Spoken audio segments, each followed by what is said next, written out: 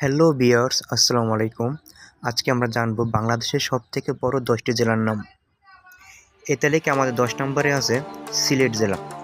সিলেট জেলার আয়তন ৩,৪৫২ বর্গ কিলোমিটার।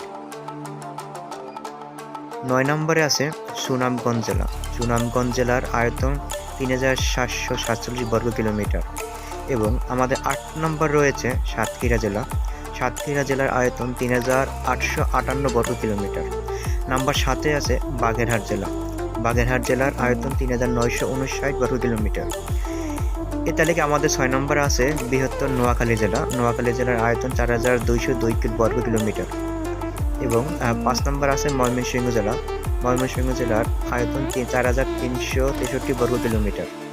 4 নম্বরে যে জেলাটি রয়েছে সেটি হলো খুলনা জেলা। খুলনা জেলার আয়তন ৪,৩৯৫ বর্গ কিলোমিটার।